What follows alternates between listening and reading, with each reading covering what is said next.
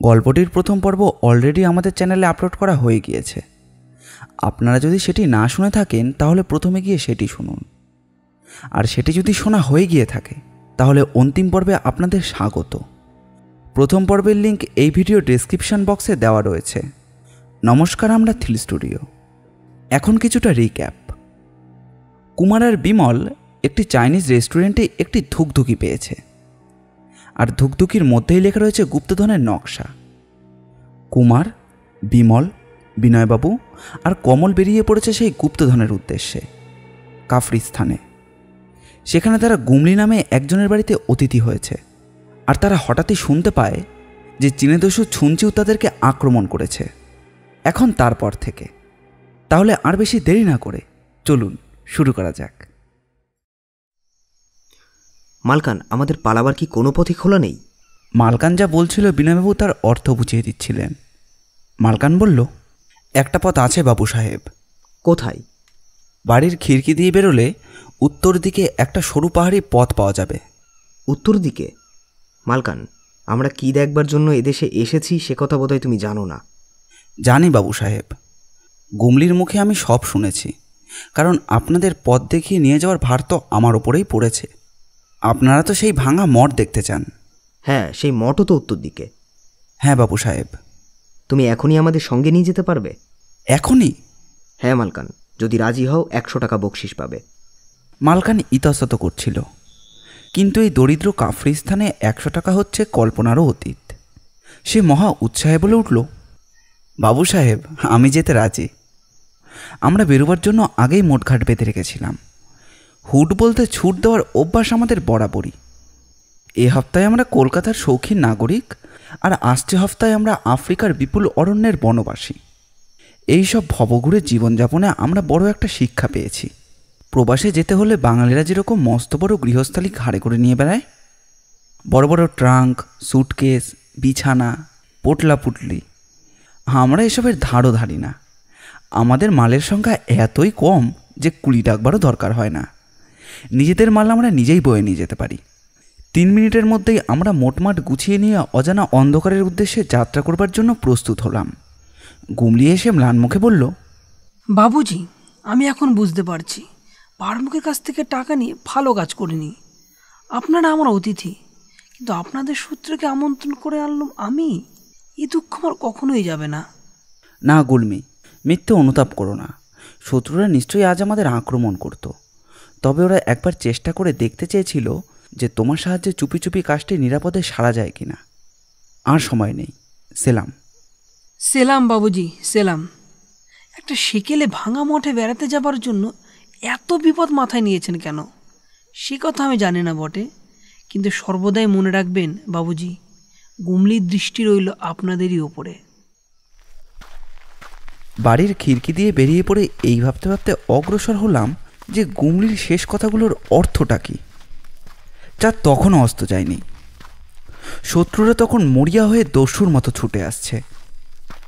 বিনয়বাবু মাথা নেড়ে বললেন, না বিমল, আমি ছুঞ্চির অসাধারণতা স্বীকার করি না। পৃথিবীতে সঙ্গীর অভাব হয় ভালো কাজেই, কারণ জগতে সাধুর সংখ্যা বেশি নয়। কিন্তু কুকার্যে নিযুক্ত হয়ে তুমি যদি একবার ডাক দাও, চারিদিক থেকে সঙ্গে এসে জুটবে পঙ্গপালের মতনই। পৃথিবীর হিত সাধন করবার জন্য বুদ্ধদেবকে পথে বেরোতে হয়েছিল একাকেই, কিন্তু চেঙ্গিস খা, তৈমুল্লং আর নাদির শাহ যখন পৃথিবীর উপরে অমঙ্গলের অভিশাপ বর্ষণ করতে বেরিয়েছিল, তখন তাদের লক্ষ লক্ষ পাপসঙ্গীর অভাব হয়নি। সবার আগে চলছে মালকান, আর তারপর আমরা। এমন এক সংকীর্ণ পথ ধরে অগ্রসর হচ্ছি যে দুজন পাশাপাশি চলবার কোনো উপায় নেই। কুমার বাঘার গলাটা জড়িয়ে ধরে বলল, বাঘা, তুমি এখন কাউকে ধমক দেওয়ার চেষ্টা করো না, একেবারে চুপ থাকো, বুঝেছ? বাঘা নিশ্চয়ই বুঝল। বাঘা কুমারের বক্তব্য বুঝে একটি মাত্রও শব্দ উচ্চারণ করল না। মিনিট 5-7 পরে শত্রুদের পায়ের শব্দ আর শোনা গেল না, কিন্তু আরও কয়েক মিনিট পর সবাই করে উঠল উচ্চ কোলাহল। মালকান বলল, বাবু সাহেব, ওরা এতক্ষণে বুঝতে পেরেছে যে শিকার হাতছাড়া হয়েছে। যদি ওরা জানে না যে আমরা কোন দিকে এগিয়েছি, তবুও সাবধানের মান নেই। তাড়াতাড়ি চলুন। আমরা দৌড়তে আরম্ভ করলাম। অনেকক্ষণ পর পথটা চওড়া হয়ে এলো। এখন আমরা 4-5 জন লোক অনায়াসেই পাশাপাশি চলতে পারি। মালকান একবার দাঁড়িয়ে পড়ে পেছন দিকে মুখ ফিরিয়ে থমকে দাঁড়িয়ে পড়ল। তারপর অভিভূত স্বরে বলল, দেখুন বাবু সাহেব, দেখুন। পেছন ফিরে দেখলাম অনেক দূরে, প্রায় 1000 ফুট নিচে এক জায়গায় দাউ দাউ করে আগুন জ্বলছে এবং আরক্ত অগ্নির ক্রুদ্ধশিখায় শূন্যের অনেকখানি যেন লাল হয়ে উঠেছে। বিমল বলল, ওখানে অমন আগুন জ্বলবার কারণ কি? আমি বেশ বুঝতে পারছি। আগুনে পুড়ছে গুমলির বাড়ি। শয়তানরা আমাদের ধরতে না পেরে পাগল হয়ে গুমলির বাড়ি জ্বালিয়ে দিয়েছে। হঠাৎ নিচে একদিকে আমার দৃষ্টি আকৃষ্ট হলো। সেখানটায় চাঁদের আলো নেই, অন্ধকারের মধ্যে নাচছে কতগুলো ছোট ছোট চলন্ত আলোক শিখা। মালকানও দেখতে পেল। বাবু সাহেব, শত্রুরা আমাদের ধরতে আসছে। এগিয়ে চলো, যতক্ষণ পারি এগিয়ে তো চলি, তারপর দরকার হলে যুদ্ধ করতেও আপত্তি নেই। ছুঞ্চিও আমাদের এখনো ভালো করে চিনতে পারেনি, ভেবেছে দলে ভারী হলে সে আমাদের উপর থেকে টেক্কা মারতে পারবে। কমল বলল, দেখা যাক শুনছি কত বড় গুলিখোর, আমাদের অটোমেটিক রাইফেলের কটা গুলি সে হজম করতে পারে। বিনয়বাবু রুষ্টকণ্ঠে বলল, থামো ছোকরা, থামো। অত আর বাক্য বন্দুক ছুটতে হবে না। কথায় কথায় যুদ্ধ অমনি করলেই হলো না। বিনা যুদ্ধে যাতে কার্যসিদ্ধি হয়, আগে সেই চেষ্টাই করো। রামহরি বিনয়বাবুকে সায় দিয়ে বলল, যা বলেছেন বাবু, বাঁশের চেয়ে কঞ্চি দর। বিমল হাসছে দেখে বিনয়বাবু বলল, না বিমল, এসব হাসির কথা নয়। আমার বিশ্বাস শত্রুদের দলে 40-50 জনের কম লোক নেই, আর ওরাও হয়তো বন্দুক নিয়ে তৈরি হয়ে এসেছে। যুদ্ধে ওদের 10-15 জন মারা পড়লেও দলে ওরা ভারী থাকবে। কিন্তু গুনতিতে আমরা তো মোটে 6 জন লোক। এর মধ্যে যদি 3-4 জন মারা পড়ে বা জখম হয়, তখন কি উপায় হবে? ঠিক কথা বিনয়বাবু, নিতান্ত নিরুপায় না হলে আমরা নিশ্চয়ই যুদ্ধ করব না। চলো তাড়াতাড়ি পা চালাও। আরও 15 মিনিট ধরে নীরবে দ্রুতবেগে আমরা অগ্রসর হলাম, কিন্তু শত্রুরা এগিয়ে আসছিল আমাদের থেকেও আরও বেশি বেগে, কারণ খানিকক্ষণ পরেই তাদের চিৎকার শুনতে পেলাম। চলতে চলতে কেটে গেল আরও 10-12 মিনিট। পথ যেখানে সোজা নেমে গিয়েছে, মুখ ফিরিয়ে দেখলাম মশালের আলোগুলো আমাদের কাছ থেকে পড়চল সিকি মাইল তফাতে আছে। বিমল দাঁড়িয়ে পড়ে বলল, বিনয়বাবু, আর এগোবার চেষ্টা করা নিরাপদ নয়, তাহলে প্রস্তুত হবার সময় পাবো না। বোঝা যাচ্ছে যুদ্ধ আমাদের করতেই হবে। হ্যাঁ, করতেই হবে। কুমার, তোমরা প্রত্যেকেই ব্যাগগুলো সামনের দিকে রেখে মাটির ওপরে শুয়ে পড়ো। ওরা যদি বন্দুক ছোড়ে তাহলে ব্যাগগুলো সামনে থাকলে আত্মরক্ষার খানিকটা সুবিধা হবে। মালকান বলল, বাবু সাহেব, বা পাশেই পাহাড়ের গায়ে একটা মস্ত গুহা রয়েছে, আমরা এর মধ্যে আশ্রয় নিলে ভালো হয় না? এই গুহার ভেতর দিয়ে কি অন্যদিকে বেরোবার পথ আছে? না বাবু সাহেব। তাহলে ও গুহা হবে আমাদের জন্য ইঁদুর কলের মতন, ওর মধ্যে বন্দি হতে চাই না। ঠিক সেই সময় নিচ থেকে 4-5টা বন্দুকের আওয়াজ হলো। সঙ্গে সঙ্গে আমরাও মাটিতে শুয়ে পড়ে বন্দুক বাগিয়ে ধরলাম। আচম্বিতে আরও একটা ভয়াবহ শব্দ যেন পুরো পার্বত্য রাজ্যকে নাড়িয়ে তুলল। এদেশে এরকম ধস পড়ে আমরা আগেই শুনেছি। এ হচ্ছে সেই পাহাড় ধসে পড়া শব্দ, কাফরিস্তানে এক সাধারণ বিশেষত্ব। কিন্তু ধস নেমে আসছে আমাদেরই মাথার ওপর থেকে। মালকান এক লাফে দাঁড়িয়ে উঠে বিভ্রান্তের মতো চিৎকার করে বলল, বাবু সাহেব, ধস নেমে পড়ে আসছে এই পথ দিয়েই। প্রাণের আশা আমরা প্রায় ছেড়েই দিয়েছি। হঠাৎ মালকান প্রাণপণে চিৎকার করে এক লাফ মারল আমাদের বাঁ পাশের গুহাটার ভেতরে। চোখের পলক পড়তে না পড়তেই আমরা সবাই একই সঙ্গে গুহার ভেতরে উপস্থিত হলাম, এমনকি বাঘা পর্যন্ত। কিছুক্ষণ পরে গুহার মুখ বন্ধ হয়ে গেল। চারিদিক থেকে নুড়ির পর নুড়ি ছড়াতে লাগলো। এই করে প্রায় ঘন্টা 2-এরও বেশি কেটে গেল। ভয়ানক মৃত্যুর বন্যা যখন গুহামুখ ছেড়ে দিয়ে নিচের দিকে নেমে গেল, তখন আমরা সবাই স্তম্ভিতের মতো অবাক হয়ে দাঁড়িয়ে রইলাম। সর্বপ্রথম কথা বলল বিনয়বাবু। কাঁপতে কাঁপতে বললেন, বিমল, নিচের দিক থেকে বিষম একটা হাহাকার শুনতে পেয়েছ? বিমল বলল, পেয়েছি। যে মৃত্যুকে আমরা ফাঁকি দিলাম, শত্রুরা বোধহয় তাকে এড়াতে পারেনি। অনেক লোকের কান্না শুনেছি, বোধহয় তারা সদল বলে মারা পড়েছে। এদিকে কমলের কোনোভাবে হয়তো ডান হাতে লেগেছে, সে আর হাতটা নাড়াতে পারছে না। বিনয়বাবু তাড়াতাড়ি তার সেবা শুশ্রূষায় নিযুক্ত হলেন। সর্বনাশ, আমার বন্দুকটা তো বাইরে ফেলে এসেছি। আমাদের কয়েকজনের বন্দুক হারিয়ে গিয়েছে। গুহার বাইরে বেরিয়ে এলাম, সেখানেও বন্দুকের কোনো চিহ্ন নেই। ছুটন্ত পাথরের বিষম ধাক্কায় বন্দুকগুলো যে কোথায় চলে গিয়েছে তা হয়তো কে জানে। কুমার বলল, শত্রুদের অবস্থা যদি আমার বন্দুকগুলোর মতো হয়ে থাকে তাহলে আমাদের আর কোনো ভাবনা নেই। রামহরির একটা বন্দুক আর আমাদের 4টে রিভলভারই যথেষ্ট। পাহাড়ের গা দিয়ে ঢালুপথ বেয়ে আমরা উপরে উঠে চলেছি। চারিদিকে তাকিয়ে দেখলাম, যতদূর নজরে দেখা যায় পথের উপর ছড়ানো রয়েছে শুধু নুড়ি আর নুড়ির রাশি। বড় বড় কতগুলো পাথর যেন এখনও গড়াচ্ছে, তবে শত্রুরা অদৃশ্য। হয়তো তাদের দেহগুলো রয়েছে এখন নুড়িরই তলে।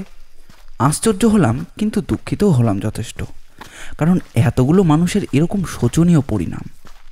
আস্তে আস্তে সূর্য উঠতে শুরু করেছে। রামহরি বলল, খোকাবাবু, আমাদের মোটঘাটগুলোও রসতলে গিয়েছে। তাহলে উপায়? শত্রু নিপাতের পর বন্দুকের দরকার নেই বটে, কিন্তু রসদ না থাকলে পেট চলবে কেমন করে? মালকান বলল, ভয় নেই বাবু সাহেব, আমাদের আর বেশি দূর যেতে হবে না। এই পাহাড়ের নিচেই একটা নদী, আর ওই নদী পার হয়ে ঘণ্টাখানেক পথ চললেই আমরা মঠের কাছে গিয়ে হাজির হব। নদীটা কত বড়? চওড়া খুব বেশি নয় বটে, কিন্তু খুব গভীর। তবে আপনাদের ভাবনা নেই, নদীর ওপারে একটা কাঠের সাঁকো আছে। বেশ। 25 মিনিট পরে আমরা গিয়ে দাঁড়ালাম পাহাড়ের তলায়। সেখান দিয়ে বয়ে চলেছে তরোয়ালের মতো একটি গতিবেগী নদী। চওড়ায় সেটা 60-70 ফুটের বেশি হবে না, কিন্তু তার স্রোতের টান এরকমই বিষম যে দেখলেই মনে হয় যে জল টকবক করে ফুটছে। বিমল জিজ্ঞাসা করল, মালকান, তুমি যে সাঁকোর কথাটা বললে সেটা কোথায়? এই সাঁকোটা তো এখানেই ছিল। এখানেই ছিল তো গেল কোথায়? সাঁকোর তো আর পা নেই যে মর্নিং ওয়াক করতে বেরোবে। আমি প্রায় 1 বছর এদিকে আসিনি। গেল বর্ষায় হয়তো সাঁকোটা নিশ্চয়ই ভেসে গেছে। এদেশে এমন ব্যাপার হামেশাই হয়। তাহলে আমরা কি করব? এই নদীটা তো দেখছি 2 পাহাড়ের মাঝখানের ঢালু জমি দিয়ে নিচের দিকে নেমে গিয়েছে। সাঁতার কেটের প্রখর স্রোত এড়িয়ে ওপারে যাওয়াটা সোজা নয়। কুমার কিছু একটা বলতে যাচ্ছিল, আর হঠাৎ তখন পেছন থেকে ইংরেজি ভাষায় কর্কশ্বরে কি জানে বলল, এখনই সবাই মাথার উপর হাত তোলো। চমকে ফিরে দেখি ঠিক আমাদের পিছনে দাঁড়িয়েছে ছুঞ্চিউ, 2 জন চিনেম্যান আর 4 জন ফকির। ছুঞ্চিউ ও তার চীনে সঙ্গীতের হাতে বন্দুক। ছুঞ্চিউ আবার শাসিয়ে বলল, এখনো হাত তুললে না? বাধ্য হয়ে আমাদের সকলেই হাত তুলে দাঁড়িয়ে থাকতে হলো, কাঠের মূর্তির মতন। ছুঞ্চিউর ইঙ্গিত করতেই তারা আমাদের মাটির ওপর শুয়ে ফেলে হাতটা বেঁধে ফেলল। বিমলকে উদ্দেশ্য করে ছুঞ্চিউ বলল, বাবু, এইবারে তোমাদের আমি হাতের মুঠোয় পেয়েছি, কিন্তু আমি বেশি কথা বলতে চাই না। প্রাণ বাঁচাতে চাও তো লকেটখানা ফিরিয়ে দাও। বিমল বলল, তুমি যা চাইছো আমার কাছে তা নেই। নেই? তাহলে তোমরা এতদূর এসেছো ছেলে খেলা করতে? ওহে দেখতো ওদের জামা কাপড়গুলো খুঁজে। তারা আমাদের প্রত্যেকের জামা কাপড় তন্ন তন্ন করে খুঁজে দেখল, এমনকি আমাদের মুখটাও ভালো করে দেখল। লকেট আছে কলকাতায়, কিন্তু তার লিখন আছে বিমলের স্মৃতির ভাণ্ডারে। ছুঞ্চিউকে কিন্তু আমি সেটা বলা উচিত বলে মনে করলাম না।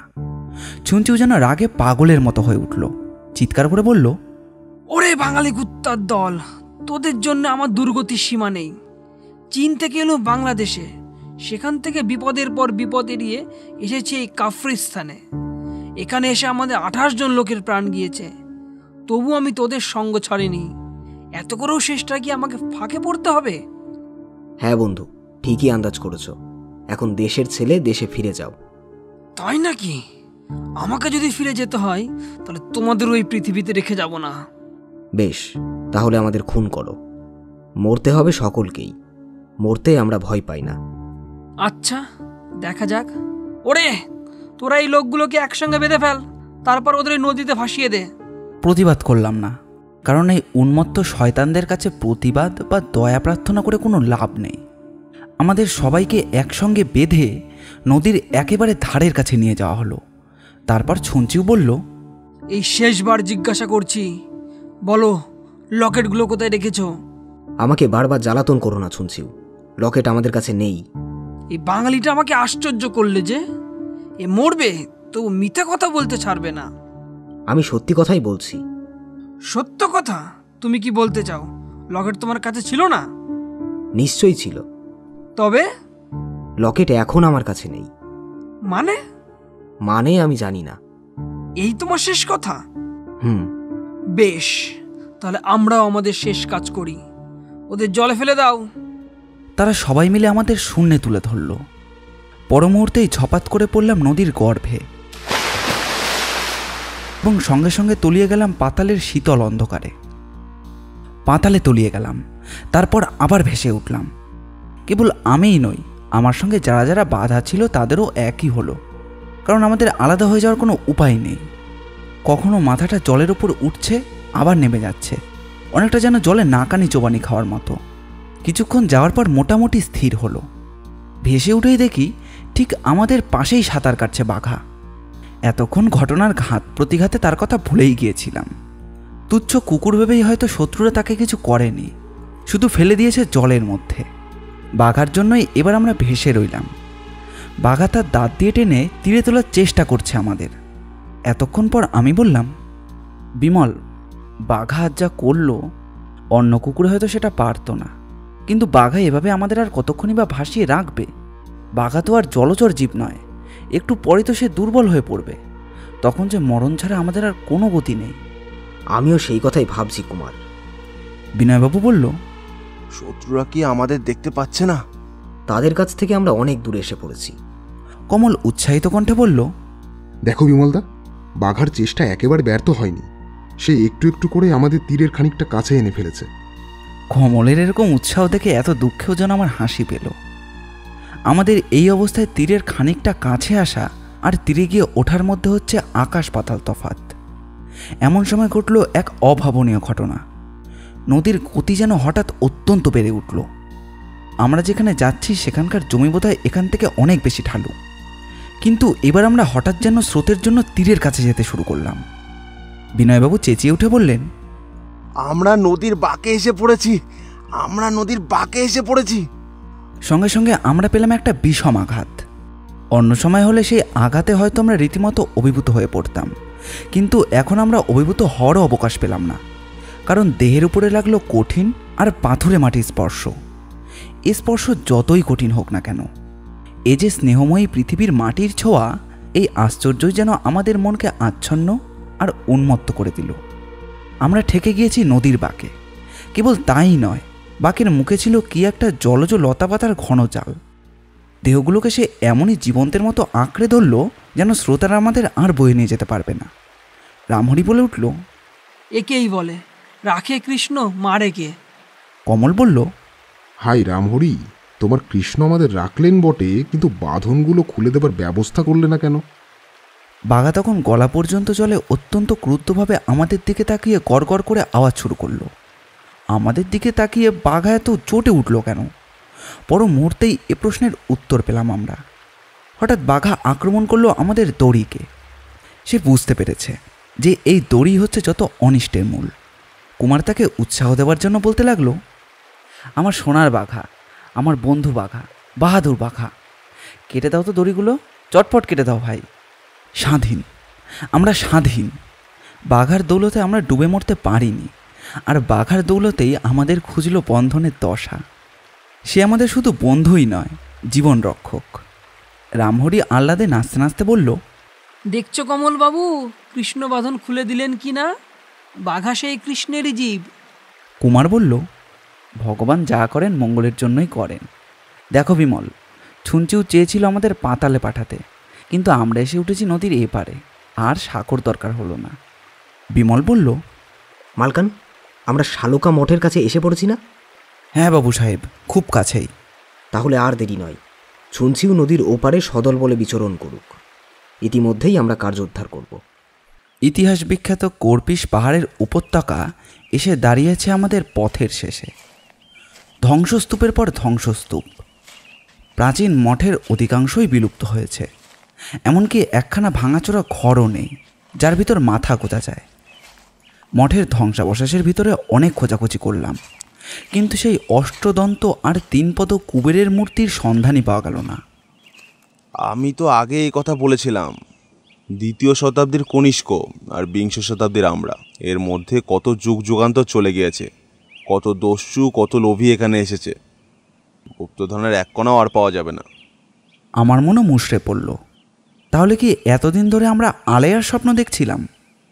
আমাদের এত আগ্রহ, এত পরিশ্রম, এত বিপদভোগ সবই কি ব্যর্থ? মালকান বলল, বাবু সাহেব, এখান থেকে প্রায় মাইলখানেক দূরে একটা ছোট ধ্বংসের স্তূপ আছে, তার ভেতরে বোধহয় একটা ভাঙা মূর্তিও দেখেছিলাম। যখন এতদূর এসেছি তখন সেখানেও না হয় যাচ্ছি, কিন্তু আর কোনো আশা আছে বলে মনে হয় না। আমি আর কমল একেবারেই গুম মেরে গেলাম। মালকানের পিছন পিছন আমরা এগিয়ে চললাম বটে, কিন্তু একেবারে মরারই মতন। 15 মিনিট পর আমরা উপত্যকার শেষ প্রান্তে একটা জঙ্গল ভরা জায়গায় এসে দাঁড়ালাম। সেখানেও প্রায় 80 ফুট জায়গা জুড়ে একটা ধ্বংসস্তূপ পাওয়া গেল। পরীক্ষা করে বুঝলাম একসময় এখানে মাঝারি আকারের কোনো মন্দির টন্দির ছিল। এখন কোথাও পড়ে আছে রাশিকৃত পাথর, কোথাও বা খোদাই করা খামের টুকরো, এবং কোথাও বা ভাঙাচোরা মূর্তির অঙ্গ প্রত্যঙ্গ। চারিদিকে তন্ন তন্ন করে খুঁজলাম। বিমল ঝুকঝুকির ওপরকার লেখাটা বারে বারে স্মরণ করতে লাগলো। শালকা, পশ্চিম দিক, ভাঙা মঠ, কুবের মূর্তি, গুপ্ত গুহা। আমরা হয়তো এখন যেখানে আছি সেইটাই হচ্ছে প্রাচীন শালকা মঠ। এরপর আমরা পশ্চিম দিকে এগিয়ে এসেছি বটে, এবং এখানেও একটা পেয়েছি মঠ বা মন্দিরের ধ্বংসাবশেষ। কিন্তু কোথায় সেই কুবেরের মূর্তি? কুমার বলল, হয়তো আগে এখানে একটা কুবেরের মূর্তি ছিল, এখন সেটা ভেঙে গুঁড়ো হয়ে গেছে। কিন্তু গুপ্ত গুহাটাই বা কোথায়? এমন সময় বিনয়বাবু আমাদের সাগ্রহে ডাকলেন।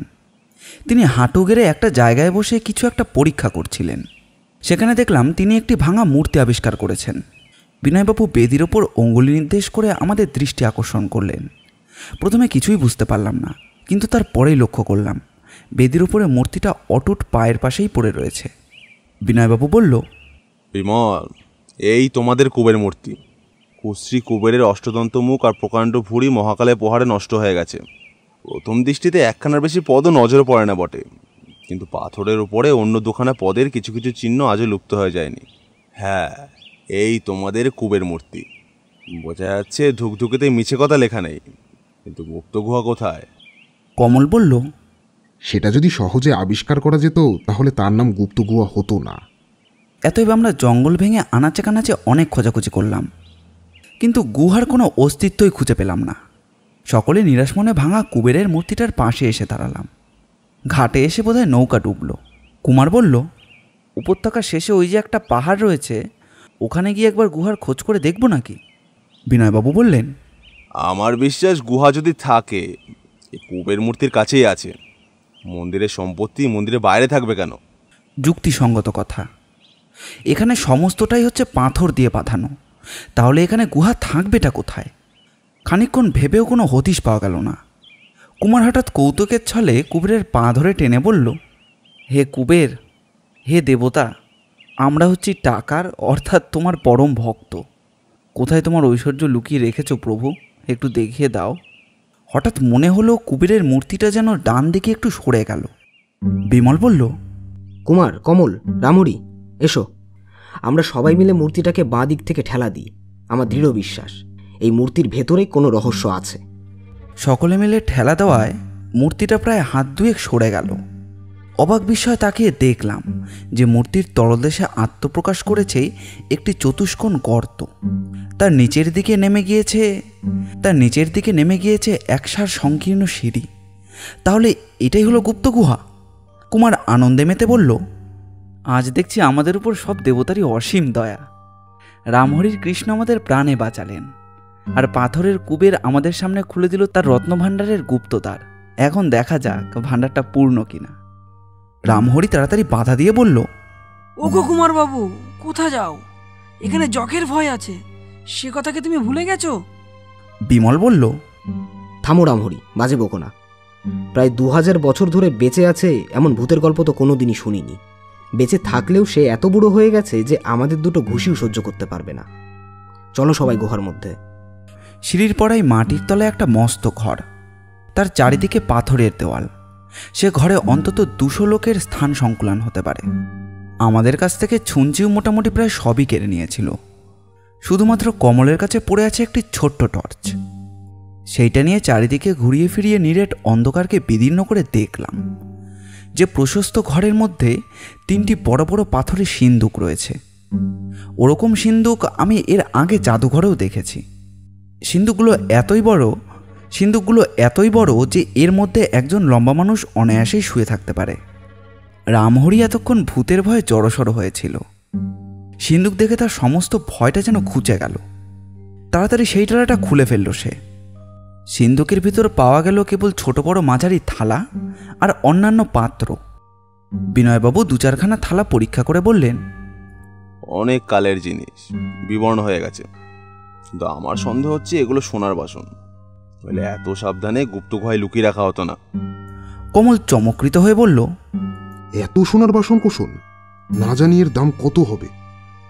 অনেক। কেবল এইগুলো বেচলে আমরা লক্ষপতি হতে পারি। কিন্তু কেবল সোনার বাসন কেন কমল, পরিব্রাজক হুয়েনসাংয়ের কথা যদি সত্য হয় তাহলে এখানে আরো অনেক ধনরত্ন রয়েছে। বিনয়বাবুর কথা শুনে আমি টর্চের আলোটা চারিদিকে ফেলতেই দেখি ঘরের কোণে সাজানো রয়েছে বড় বড় খড়া। গুনে দেখলাম যে প্রত্যেক সারে সাজানো রয়েছে 4টি করে খড়া। এরকমই 5টা সারে সাজানো রয়েছে 20টা খড়া। তাড়াতাড়ি গিয়ে ঘড়াগুলো পরীক্ষা করে দেখলাম। প্রথম 3টে সারের প্রত্যেকটি ঘড়াই খালি, আর 2টি ঘড়া তুলতেই বোঝা গেল যে ওর মধ্যে কিছু একটা আছে, আর যেটা রীতিমতো ভারী। আমি আর বিমল ঘড়াটাকে ধরে উপুড় করে দিলাম, আর ঝনঝন করে চারিদিকে পড়তে লাগলো গোল গোল চাকতি। একটা চাকতি তুলে নিয়ে দেখি এ তো মোহর, অনেক কালের পুরনো মোহর, খুব সম্ভবত 2000 বছর আগেকার তো হবেই। পঞ্চম সারের প্রথম আর দ্বিতীয় ঘড়াটাও মোহরে পরিপূর্ণ। তৃতীয় ঘড়া থেকে বেরোলো মুক্ত স্রোত, ছোটোখাটো মুক্ত নয়, একেবারে পায়রার ডিমের মতো। এত বড় মুক্ত এর আগে আমরা কখনো দেখিনি। চতুর্থ কলস ওল্টাতে দেখা গেল তার মধ্যে রয়েছে রত্নের স্তূপ। কি নেই তার মধ্যে? হিরে, চুনি, পান্না, পোকরাজ, পদ্মরাগমণি, আর কত নাম বলবো। টর্চের আলোতে সেই অপূর্ব রত্ন যেন জল জল করতে লাগলো। এমন সময় শুনলাম কারোর যেন কণ্ঠস্বর আর পদশব্দ, কারা যেন খটখট করে সিঁড়ি দিয়ে নামছে। কে ওরা? আবার ছুঞ্চিয়ের দল নাকি? কিন্তু অত ভাববার আমাদের আর সময় নেই, আমরা যে নিরস্ত্র। বিমল বলল, শিগগির ঘরের দিকে চলো, ওই বড় বড় সিন্দুকের পেছনে। সিন্দুকের আড়ালে তাড়াতাড়ি হুমড়ি খেয়ে আমরা প্রায় মাটির সঙ্গে মিইয়ে রইলাম। পায়ের শব্দ শুনে বুঝলাম যে ঘরের ভিতরে ঢুকেছে 7-8 জন। তারা কাফরি ভাষায় কথা বলছিল। বারমুখ, তুমি ঠিক বলেছ। গুহার দরজা যখন খোলা তখন সে হতভাগা বাঙালিরা বেঁচে আছে। হ্যাঁ, নিশ্চয়ই বেঁচে আছে। আশ্চর্য! কিন্তু বদমাইশগুলো গেল কোথায়? আমাদের সাড়া পেয়ে কোথায় তারা গা ঢাকা দিলে? গুহার ভেতরটা ভালো করে খুঁজে দেখ। আমরা তো স্থির করেই ফেলেছি, হাতিয়ার থাক আর নাই থাক, আত্মসমর্পণ আমরা কিছুতেই করব না। তাদের মশালের আলো প্রথমে গিয়ে পড়ল রত্ন, মুক্ত আর মুদ্রার উপর। তারা যেন একেবারে বিহ্বল হয়ে পড়েছে, যেন হঠাৎ তাদের মাথায় বাজ পড়েছে। তারা এতটাই হতভম্ব। তারপর সিঁড়িতে শোনা গেল আবার পদশব্দ, কণ্ঠস্বরে জাগলো ভীষণ গর্জন, আর তারপরেই বন্দুকের পর বন্দুকের কানফাটা আওয়াজ। এ আবার কি কাণ্ড? কারা লড়ছে কাদের সঙ্গে? গুপ্তধনের লোভে শত্রুরা কি নিজেদের মধ্যেই মারামারি লাগিয়ে দিয়েছে? প্রায় মিনিট 5 ধরে চলল এরকম হুলস্থুল কাণ্ড। তারপরে সমস্ত বন্দুকের চিৎকার থামল। এমন সময় কাফির ভাষায় কে যেন বলে উঠল যে, কই, বাবুরা তো এখানে নেই, মালকানও নেই। হঠাৎ সিন্দুকের পেছন থেকে মালকান দাঁড়িয়ে পড়ল। মালকান আমাদেরকে ডেকে বলল, বাবু সাহেব, কোনো ভয় নেই, আমাদের বন্ধুরা এসেছে। সিঁড়ির দিকে ভিড় করে দাঁড়িয়ে রয়েছে বাঁচিক, কারুক, গড়ক এবং আরও 20-22 জন সঙ্গী। তাদের অনেকেরই হাতে রয়েছে বন্দুক। বিমল জিজ্ঞাসা করল, বাজি, তোমরা কি করে এখানে এলে? বাচিক সেলাম করে বলল, গুমলি বেবির হুকুমে বাবু সাহেব। তার মানে? গুমলি বেবি হুকুম দিয়েছে যেমন করে হোক শয়তানদের হাত থেকে বাবু সাহেবদের উদ্ধার করবার জন্য। আপনারা কোন পথ দিয়ে আসবেন আমরা জানতুম, তাই প্রস্তুত হয়ে দলবল নিয়ে এদিকে ছুটে এসেছি। তখন আমার মনে পড়ল যে আমরা যখন বিদায় নিই তখন গুমলি বলেছিল যে আপনারা আমার অতিথি, কিন্তু আপনাদের শত্রুকে আমন্ত্রণ করে আনলাম আমি। সর্বদা মনে রাখবেন বাপুজি, গুমলির দৃষ্টি রইল আপনাদের ওপরে। হ্যাঁ, গুমলি কথা রেখেছে। পায়ে পায়ে এগিয়ে দেখি রত্নস্তূপের ওপরে পড়ে রয়েছে দুরাত্মা ছুঞ্চুয়ের রক্তাক্ত মৃতদেহ। তার এক হাতে ধরা রয়েছে মুক্তরাশি, আর আর এক হাতে রয়েছে হীরা, চুনি আর পান্না। স্থির দৃষ্টিতে যেন আমাদের দিকে তাকিয়ে মৌন ভাষায় সে বলতে চায়, বাঙালি বাবু, আমারই জয় জয়কার। গুপ্তধন লুণ্ঠন করবো বলে প্রতিজ্ঞা করেছিলাম, গুপ্তধন নিয়েই চললুম আমি পৃথিবী ছেড়ে। গল্পটি ভালো লাগলে অবশ্যই লাইক করবেন। কেমন লাগলো সেটি কমেন্ট বক্সে জানাবেন।